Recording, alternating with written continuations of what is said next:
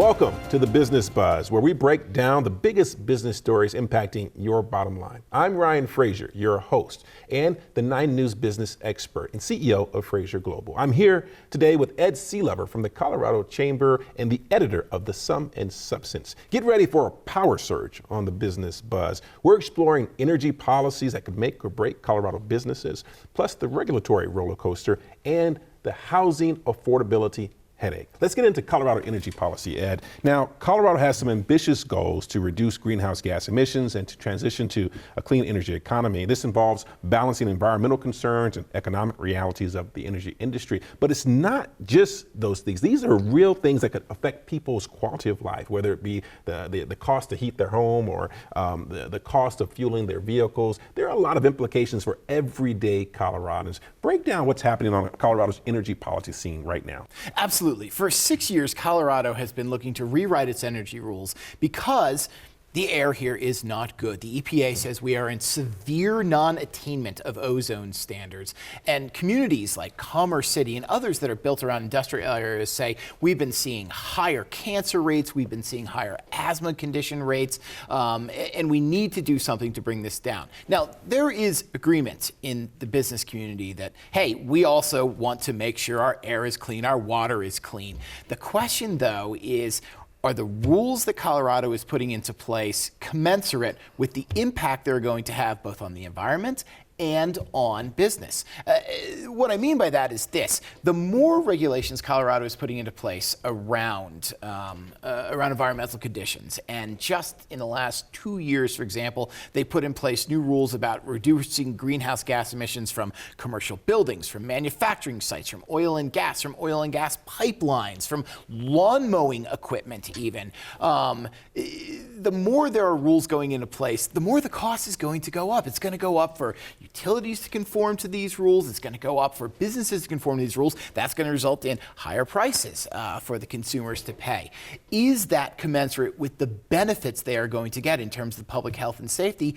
And how much can you do before businesses are going to need to start cutting production, especially in, say, the manufacturing industry, to come into compliance with state rules? I think that's one of those costs that people have to think about. It's not just the cost on your pocket or the cost on your health, but the cost on jobs in this state. Mm-hmm. So that's a broad answer, but the answer is, yeah, Colorado is doing a lot of things right now, and it's affecting a lot more than just the quality of air. Well, you know, then Colorado has these goals, right? They want to reduce their greenhouse gas emissions by 50% by 2030 and 100% by 2050. You know, worthwhile effort, you know, certainly, but you make a very important point, and that is that it has the implication of possibly increasing the cost of energy, the cost to heat your home, the cost to fuel your vehicle, the cost of living, which, as we all know, is a big issue for everyone right now, and that is affordability.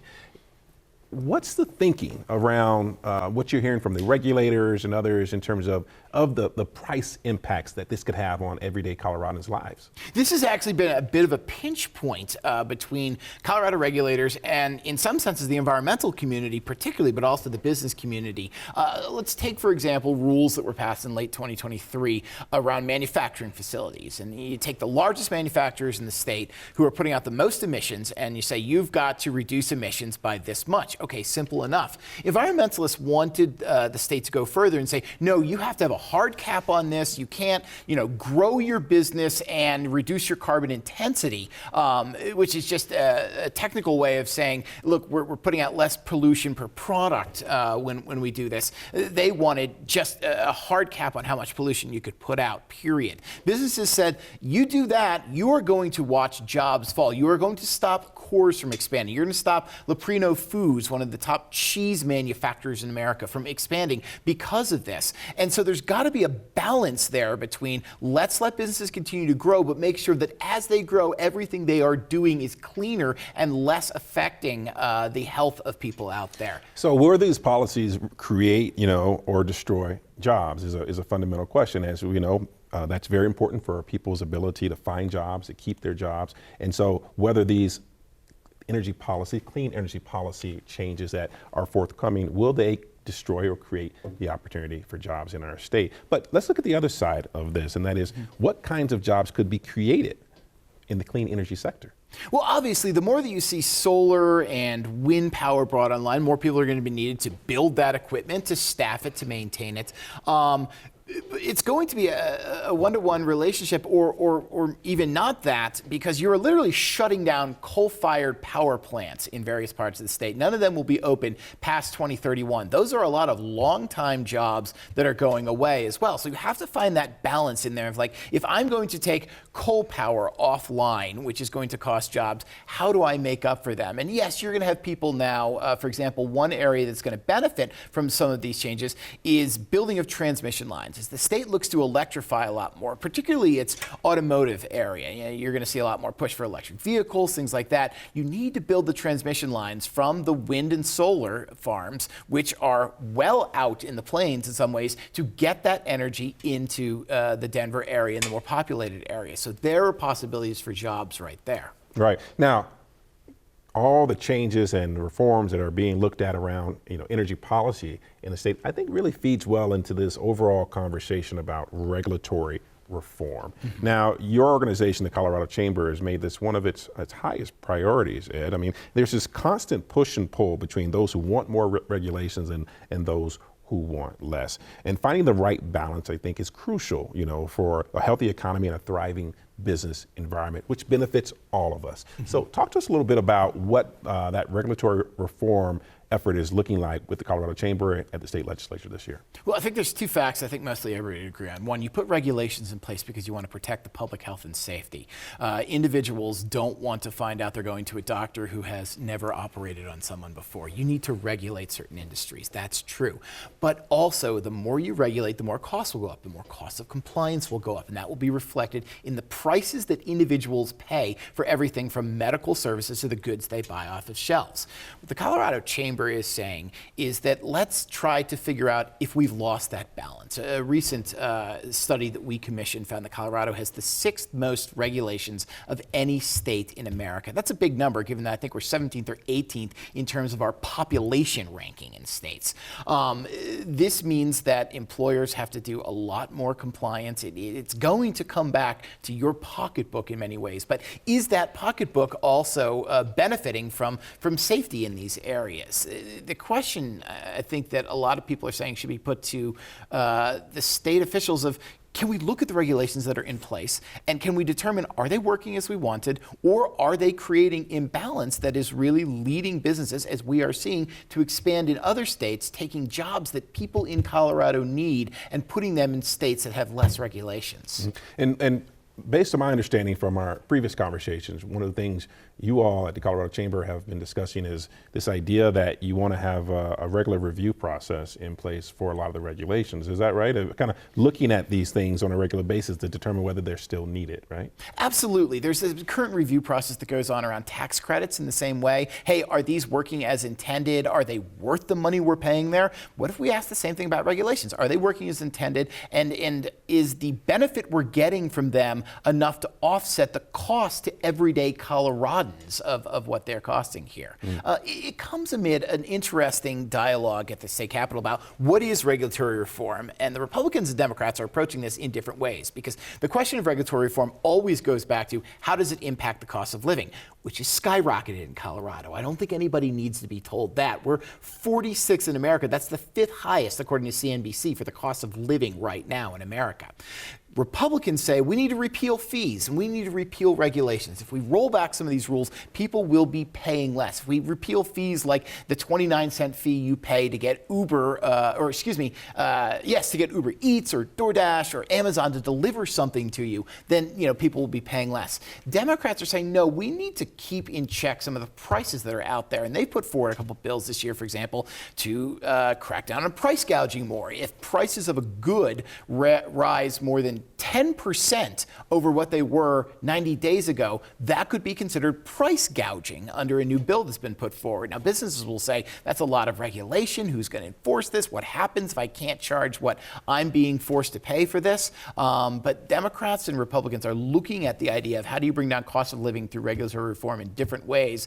And that'll be a big debate that'll need to be settled this year. So let me get this right. So what I'm hearing is that the Republican plan is looking at how they can strip regulations down in order to reduce the cost of living and make things more affordable. And Democrats are looking at it from a perspective, how do they cap costs in order to make it more affordable? Is that right? In some ways, how do we put more regulations in place to make sure that the costs you're paying are not too high? Absolutely. Now, I think Democrats are open to the idea of reviewing these regulations too. I think they can get on board with the concept that maybe we've done too much at times and it is affecting costs, but they also think that government needs to step in more places, which is very different than what Republicans think about how government relates to what you're paying every day for products. Well, interesting topics, and regulatory reform, I think, is going to be a consistent theme that we hear at least throughout the legislature. And it's not just state and local, right? It's national. We're hearing a conversation around the need to address regulations. Well, let's kind of shift gears, because regulatory reform has a lot to do with the housing affordability headache that we are seeing in Colorado and throughout our metro areas. Colorado's housing market is one of the most expensive in the nation, creating challenges for businesses, workers, and communities alike. Addressing this crisis requires a multifaceted approach that considers supply, demand, and affordability. And I shared this story with you offline, but I got to share it again. I was talking with a gentleman who runs a hotel chain, and he was telling me how he was trying to bring a general manager to the Denver market from the Dallas market. And this general manager has a family in Dallas. He has a home, but he's the guy he wants in the Denver market, but the guy cannot afford to buy a home here. And so he's having a challenge, not only with housing affordability, but attracting talent to the state. Give us the rundown from your perspective. That's absolutely the big picture, and you hear that from businesses all over. Housing is too expensive. I can't bring in people. Whereas people used to flock to this state from 2011 to 13. More millennials moved to Denver than any city in the country, even New York or LA.